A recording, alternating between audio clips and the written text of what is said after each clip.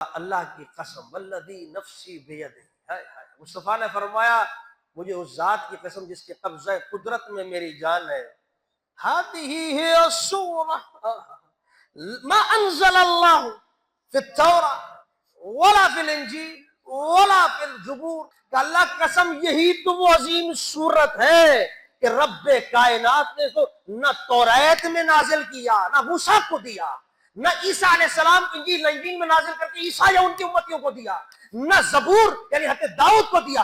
اعطیتہ آخر میں فرمایا اگر یہ نعمت کسی کو عطا کی تو آمنہ کے لال محمد مصطفیٰ اور ان کی امت کو عطا کیا۔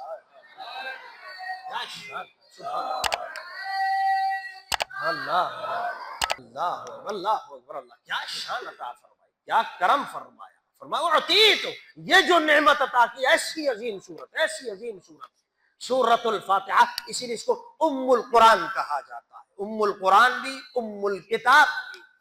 دوسری حدیث کے اندر ترمذی کی روایات میں بہت ساری روایات میں آیا، نبی کریم علیہ السلام نے فرمایا الحمدللہ ام الکتاب ام القرآن سبع المثانی، یہی ہے وہ سورہ فاتحہ جو ام الکتاب بھی ہے، ام القرآن بھی۔ ام کہتے ہیں ماں کو، بنیاد کو، بنیاد ہے یہ۔ ایسی عظیم صورت اور ایسی عظیم کہ آپ کو کہیں جانے کی ضرورت نہیں پڑا کرے گی، پریشانی، کوئی تکلیف، کوئی بیماری، کسی قسم کا کوئی مسئلہ حل نہیں ہو رہا ہو۔